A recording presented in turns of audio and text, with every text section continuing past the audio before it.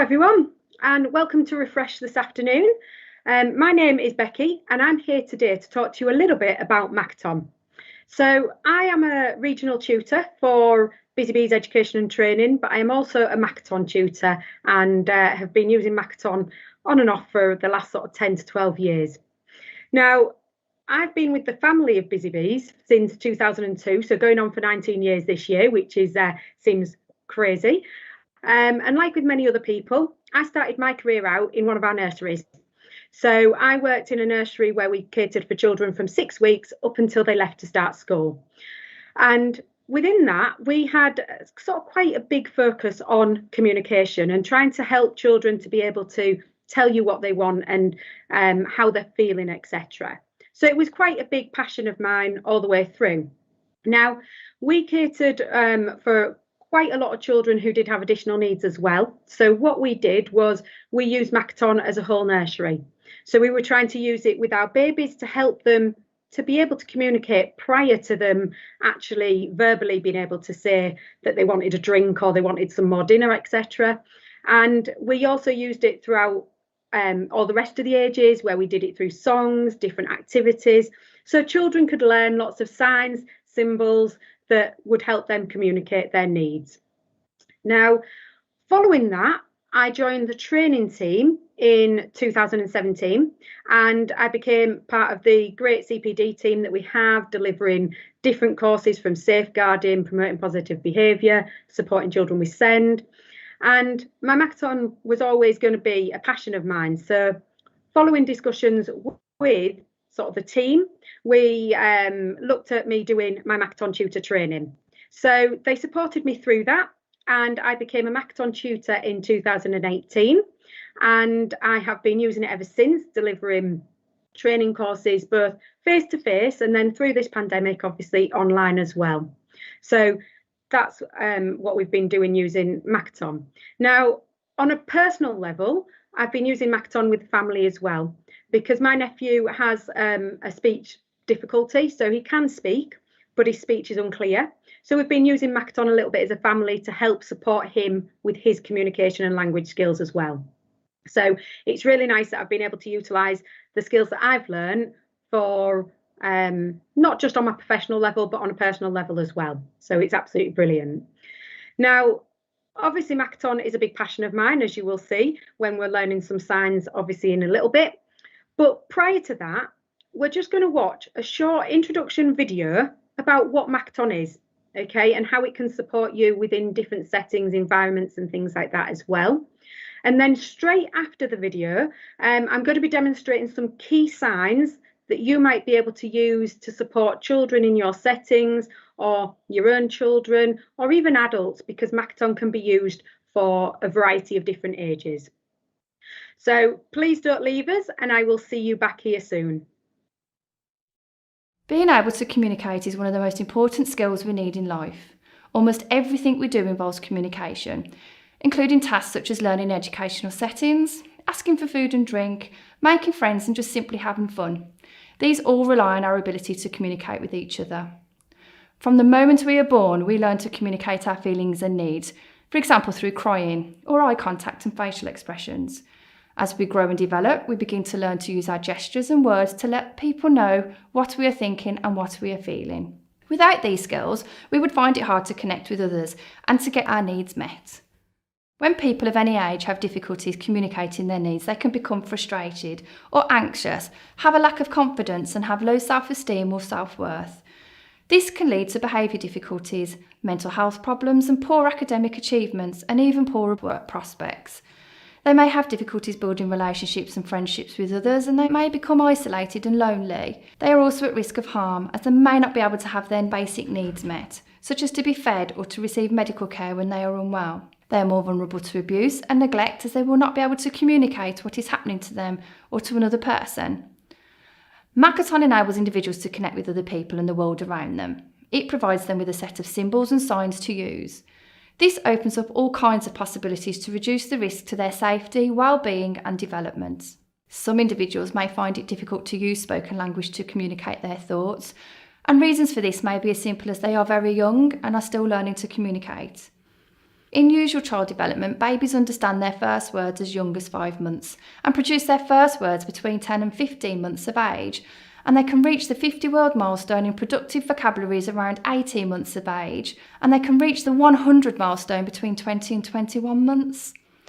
After that, vocabulary development proceeds very rapidly. The vocabulary size of an average 6-year-old has been estimated at 14,000 words, and there is a lot to learn in terms of language and communication in our early years from birth to 5 years of age. In some cases, individuals may have an impairment or special educational need that can mean that they may be finding it more difficult to learn spoken language and are experiencing a delay in their communication development. They could be of any age, including children and also adults. So put simply, Makaton is a language programme which uses signs and symbols to help individuals of any age to communicate. It's designed to support spoken language by providing a consistent set of written signs and symbols which are used with speech, body language, facial expressions and tone of voice. Body language, signs, symbols and gestures are generally instinctive and universal. As you saw earlier in the video clip, infants can communicate and copy body language from birth. They learn very quickly that by putting out their arms or pointing at things they can get people's attention, and their needs can be communicated. If you've ever been abroad or on holiday and you've needed to ask for directions, you will usually turn to signs and pointing and body language to get your message across. In fact, it's almost a universal language which everyone can understand. Even when some people talk on the telephone, they still continue to use gestures to help them express their thoughts and feelings. It's a very natural way of communicating. The simple and logical nature of the Makaton signs means that people find it very easy and instinctive to learn, use and follow them. In fact, you're probably using Makaton already in your day-to-day lives, such as when you wave hello to people when you see them. With Makaton, children and adults can communicate straight away using signs and symbols. They can use Makaton in everyday routines and situations. The use of Makaton gives people confidence and a toolkit to use. Makaton is extremely flexible as it can be personalised to an individual's needs and used at a level that's suitable for them. People then drop the signs or symbols naturally at their own pace as they develop speech. Many people learn Makaton as children and then move away from using it as their speech and language and communication skills develop, and they no longer need the support. However, some people will need and benefit from the support of Makaton for their whole lives. Makaton was developed in the early 1970s in the UK for communication with residents of St George's Hospital. The name is a blend of the names of the 3 people who devised it: Margaret Walker, Kathy Johnston and Tony Cornforth. If you would like to know more about the history of Makaton, you can watch a short video clip from Margaret Walker MBE telling you how Makaton was first developed. Makaton is now used all over the world in more than 40 countries. In the UK, the signs used with Makaton are from British Sign Language. British Sign Language is a signing language used by people who are deaf or have a hearing impairment. It's important to know that the language used by the deaf community in each country is different from the next, even in English-speaking countries. American Sign Language is different from British Sign Language, which is also different from Australian Sign Language, for example. So therefore, the signs and symbols for Makaton can vary from country to country, so it's very important you check before using Makaton to communicate outside of the UK. I'm sure you can imagine failure to use the local Makaton signs may cause offence and confusion.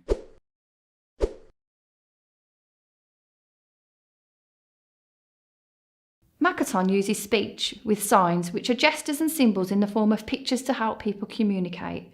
The use of non-verbal communications, such as facial expressions, eye contact and body language, helps to carry additional meaning with the verbal and written forms of communication. Makaton consists of a small core vocabulary which is made up of 450 different concepts. The core vocabulary is made up of essential words which are needed for functional communication and therefore relates to everyday needs and activities. Everyone uses a core vocabulary, however, depending upon the need and experience of the individual will depend on how much is used. There are 2 pictures for each concept. They are simple line drawings and usually in black and white. The first sign on the left shows the action to be used or performed, and the image on the right is a picture to support and reinforce the understanding of the message. A concept means that a sign can be used as a meaning for more than one word. For example, the sign no could also be used for don't, can't or never, as this conveys the same message. Here we see the sign to sleep, but the same sign can also be used for bed. Over 100,000 children and adults use Makaton symbols and signs, either as their main method of communication or as a way to support their speech. Makaton was originally designed to help people with learning disabilities to understand spoken language and to provide a means of basic self-expression. However, it's now used with a wide range of people with complex communication needs and to support the development of language in very young children.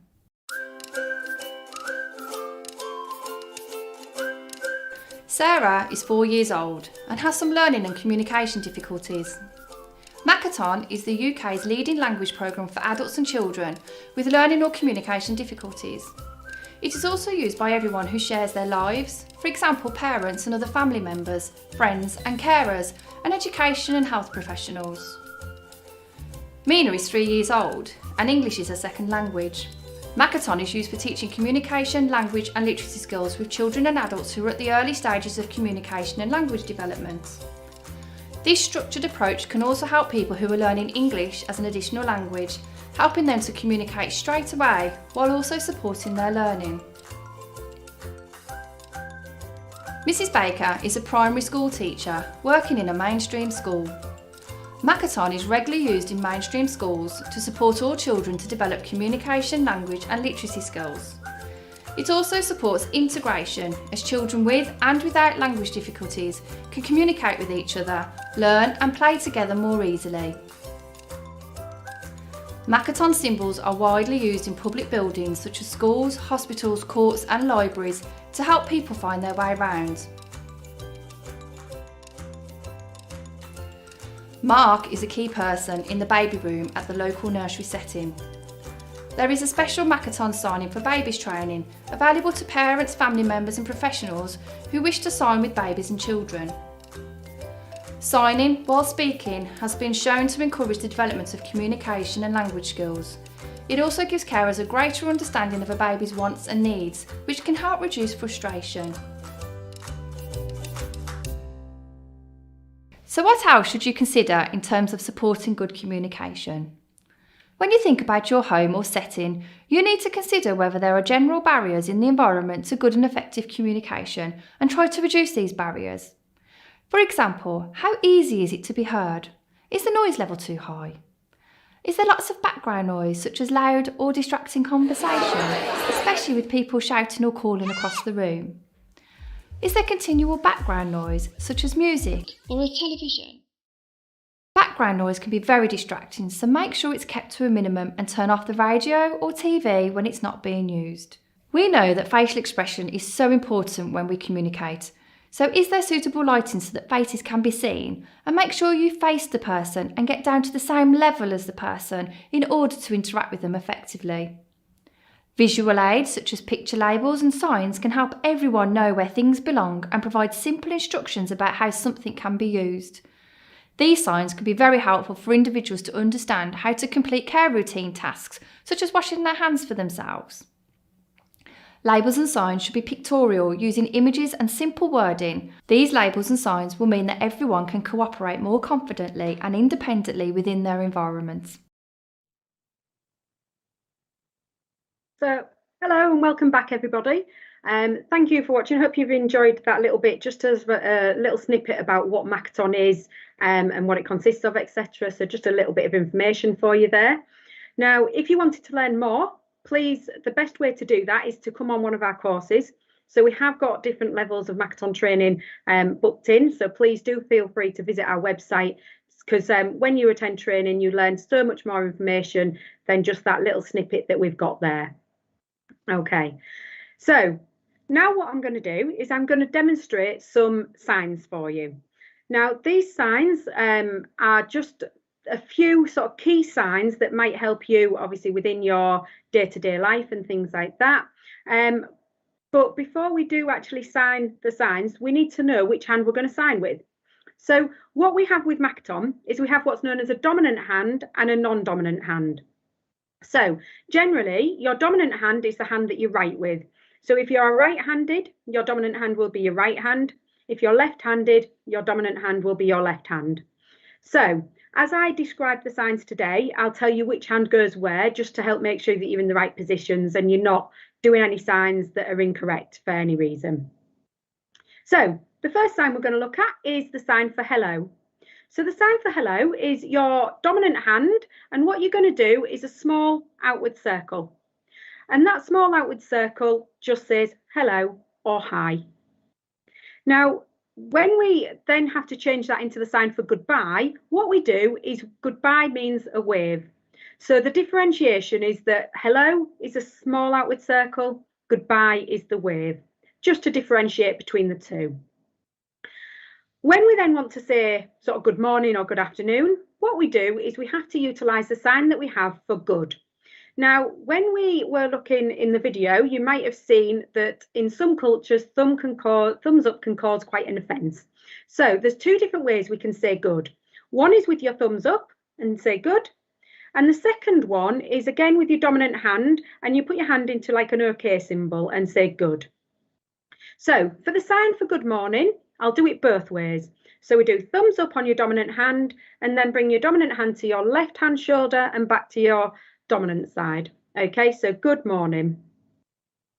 Or if you're using the alternate one, you'd use your like OK symbol, but for good, and say good morning. Okay, same principle for good afternoon, but for good afternoon, we change the second part of our sign. So we still utilize our good sign, and then with two fingers on your dominant hand, come from your mouth and flick it outwards. So good afternoon. So good afternoon or good afternoon, always with your dominant hand.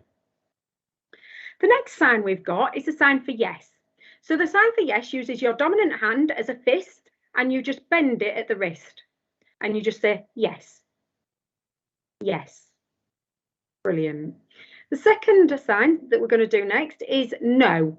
So for no, what you need is your dominant hand, palm facing outwards, and you're going to bring it to your non-dominant side of your body.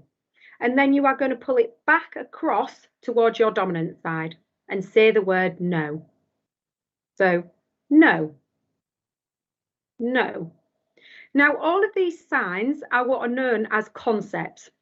So although I'm teaching you that that's the sign for no, it can also mean don't, shouldn't, wouldn't, can't, because it's a concept meaning the same thing, and it's just saying a different word when you're doing the sign. Okay, so we had yes and no. The next ones we've got are please and thank you. So for please and thank you, they're very similar.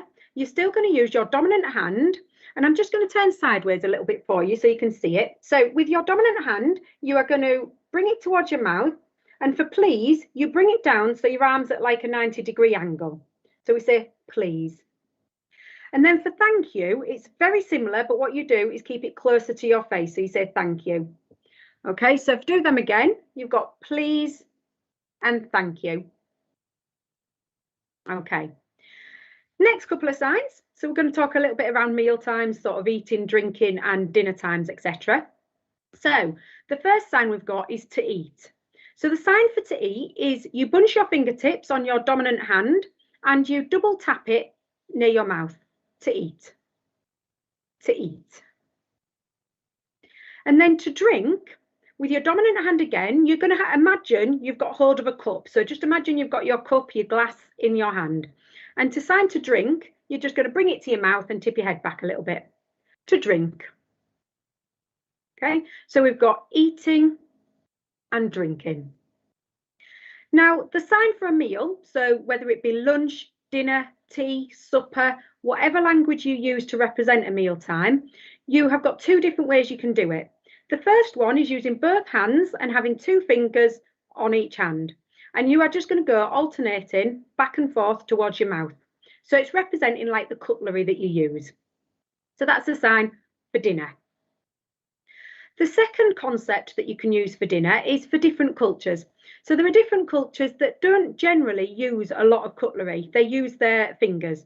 So what you would do is have your non-dominant hand at the bottom, your dominant hand at the top, and flutter those fingers and say dinner. Dinner. So you've just got the two different variations. So we've got dinner, which don't forget it can be lunch, tea, supper as well. And then the second one, dinner, which again can be lunch, tea, supper as well. The next few signs that I'm going to do are all about people. Okay, so I'm going to talk first about special people. We love our special people, like our mums, our dads, our brothers, and our sisters. So I'm going to show you some signs to represent them. So the first one is for mum. So you need 3 fingers on your dominant hand, and then with your non-dominant hand, you are going to double tap it twice. Mum, mummy, or mother. Always 2 taps because it represents the special person of mum, mummy, or mother. Now, dad, daddy, and father, similar principle. You're going to do 2 movements, but this time you want 2 fingers on each hand, a little bit like what we did for dinner. But what you are going to do is your dominant hand double taps your non-dominant twice. So dad, daddy, or father. So always 2 taps. The next ones that we've got are brother and sister. So there's some ways that you can remember these signs as well. So the sign for brother is you have fists on both hands and you rub your knuckles together up and down. Brother, brother. And the idea behind this sign is that they say brothers fight. Okay, so it's fisticuffs, so you just fight him, brother. Whereas the sign for sister is that they say all sisters are nosy. So you're going to use a hook on your index finger on your right hand and you double tap your nose. Sister, sister. So brothers fight and sisters are nosy.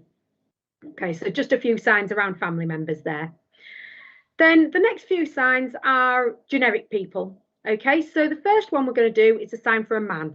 So with your dominant hand again, just rub down your chin to represent a beard. So man, man. And then lady or woman, you're going to use your index finger on your dominant hand. And this time you're just going to go from your ear down towards your mouth and sign lady, lady, or woman. And these signs can also be used for the concept of Mr. and Miss or Mrs. as well. Then if you're wanting to say a boy, so you'd use your index finger on your dominant hand and you are just going to go from your dominant to your non-dominant side under your chin and say boy, boy. So it's like you're chopping the beard off. Okay. And then a girl, index finger again on your dominant hand, but this time you're just going to do 2 small strokes down the corner of your mouth. Girl, girl. So it's like a shortened version of the sign that we did for lady. And then we can't forget our special babies out there as well. So the sign for a baby is you're holding it as if you're holding a baby in your arms and just rocking it back and forth. So baby. Okay. So those are the signs that I wanted to share with you today. So hopefully you will be able to use some of them in your environments, whether it be with your own families or whether it be with people that you care for, whether that be children or teenagers or even adults, because Makaton is used for a wide range of different age groups.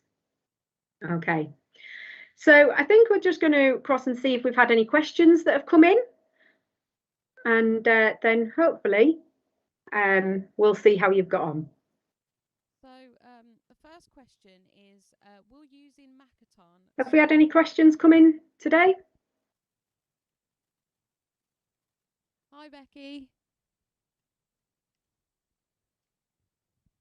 Okay, maybe we haven't had any questions come in, but there's a few frequently asked ones that I often get asked that I'll just share some responses with you for you. So generally, the first question that we always get asked is, if I use signing like Makaton, will it stop my child from speaking?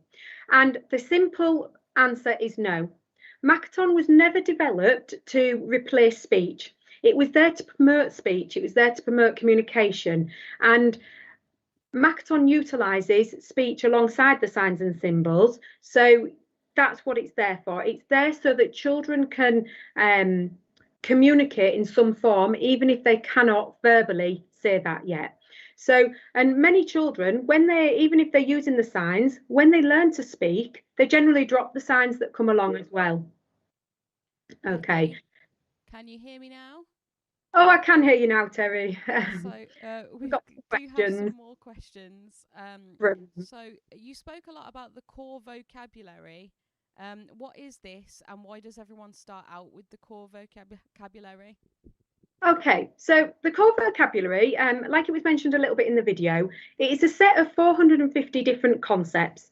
Now, those concepts come from a lot of careful research that looked at the high frequency words that we need to communicate effectively with anybody that's around us.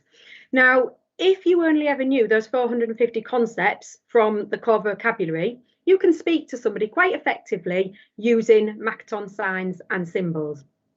Now, although obviously we don't want to let children or adults sort of stop once they've learnt those 450 concepts, that's the starting point. What then happens following that is you can learn signs from what's known as a resource vocabulary. And that's things that are usually topic based. So things like food and drink, people, animals, transport. And all you do with them is then use them to build on the core vocabulary. But the core vocabulary is important to start with because, like I said, if they only ever knew those 450 concepts, they could effectively communicate with people in the environment around them. Okay, and do I need to go on any training to learn Makaton? How would I go about that? Okay, so Makaton, the best way to learn is to go on a training course because although there are lots of people out there that do videos about Makaton and things like that, the best way to learn is alongside other people. So when you come on training courses, whether it be face-to-face or online, you're learning with other people that are in the same boat as you. So what you can do is you can share your experiences, you can get in touch with a contact with a tutor, and also you get a lot of feedback about your signing. So is there anything that needs tweaking, something you need to do that little bit better? So it is always the best way to go about it, to go on some training. If it was something that you felt, I'm not sure whether the whole level 1 or 2 is for me, then you could try a taster session first and then see if you wanted to progress from there. Okie dokie. And when I use Makaton, why should I speak when I sign or use the symbols? Okay, speech is a big part of the Makaton programme, and I've mentioned it already, you know, it's not there to stop somebody from speaking, it's there to promote speech. So it's really important that when you are signing, you are using the speech as well, because what you're actually doing is you are providing an individual with the chance to develop speech, you know, and what you're doing is you are signing only the information carrying words. You're not signing every word that you're saying. So therefore you need to speak so that the little in-betweeny words that we don't sign still helps a child learn language structure as well. And I mentioned symbols. Do you have to use the Makaton symbols? The Makaton programme, it's multimodal. So obviously there is the signs, the symbols that are used alongside spoken language. Now, some people do use all of them, so they'll use signs as well as symbols, whereas some people, they might only use the symbols. Some people might only use the signs. And that's the one of the beauties of Makaton is that it's adaptable for the needs of the user. So if you've got a user that struggles to communicate, so they can't speak, and maybe they've got a difficulty producing signs, so whether it be a neurological difficulty or a physical disability that stops them from being able to produce physical signs, symbols might be their only way to communicate. So it very much depends upon the user, but symbols offers what's known as a permanence, because when we talk, our words disappear. When we sign, our signs disappear. Using the symbols offers a permanence. So it can help a child to remember what you've said or what you've asked of them so that actually they can then communicate back their answer, as well as being able to tell you that they want a drink or they need the toilet or they're hungry. Okay, so you don't always have to use symbols, but there are some individuals that symbols might be their only way to communicate. So it's varied depending upon the uniqueness of the person that you're working with. Yeah. So how is Makaton different from British Sign Language? So it's one of the questions that people always ask, because obviously there are people out there that say, well, you should be using British Sign Language or you should be using Makaton. They differ. They do differ because British Sign Language was a language that was developed for the deaf community. Okay, it's been around for centuries and it is a language in its own right. So it has its own grammar, it has its own syntax, which means that they don't sign in the way that we would normally speak. So, for example, if when we normally say something like "I am going to work," what you would do in BSL is actually sign. And because there's no speech that's done with it, what they're actually signing there, if I put the words to it, is work, I go. So what they do is they put the key piece of information first. But as you can imagine, that can be quite confusing for those individuals that are struggling to understand how communication is developing. So in Makaton, it differs because what you would do is you'd do it in the spoken word order that normal language is developed. So you'd sign, I am going to work. So it's important that although we use the same signs from British Sign Language within Makaton, Makaton itself is different because you are utilising the information carrying words and making it so children can understand sort of the spoken language. And it was intentionally developed for hearing children, hearing adults who just had that communication and language difficulty. And with Makaton, it's standardised around the country. So no matter where you are, whether it's England, Ireland, Scotland or Wales, you'd be using the same signs. Whereas in British Sign Language, you can get regional variations. So up in Newcastle, you might have something different to in Bristol, to London, to Birmingham, and that can cause confusion for people that use signs. So Makaton is standardised so that if children or adults move around the country, they do not need to learn a new sign to support their communication. So they do differ, but they're there for different reasons. One's for obviously hearing people and one is specifically for the deaf community. So you mentioned how Makaton is helpful for people with learning communication difficulties. Is that the only community that Makaton is helpful for, or are there more people that can use Makaton? There definitely is more people. Now, primarily, obviously, Makaton was developed for babies, children and adults who have a range of communication difficulties, learning difficulties. So that was its primary use. But over the years, since Makaton started back in 1972, there's been a lot of research and a lot of people using it for different individuals. So within the sort of early noughties, there was a lot of people that were starting to want to use Makaton with babies to help their communication. So even though they didn't have a learning difficulty, Makaton was used to support their early communication skills. You've then got people who have English as an additional language, and Makaton has been used to support them to bridge the gap between the two languages. So because the signs that we use, like drink, it's very universal. So no matter what language you spoke, it can help you to communicate effectively to say what you want. And then recently, there's been a lot of people that are using it with potential adults who have had a brain injury or have had a stroke, or even those who have got dementia, because Makaton can help support those people with a memory loss. So it can help them to remember routines of what they need to do in the mornings or how to make a cup of tea if that memory has sort of failed them for one reason or another. So although it was initially designed for people with learning difficulties, it can be used with a wide range of people now as well. And if there was a specific sign or symbol that I was looking for, where could I find that?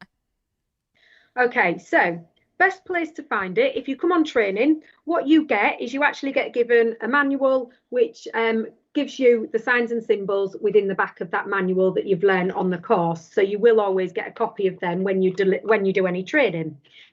However, there are other places. So the Makaton Charity website has a list of the signs and symbols that they have published and where they can be found.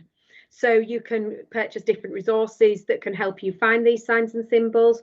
But also, they've created this Makaton Hub where what you can do is for a yearly subscription, you can get access to the signs and symbols from the core vocabulary.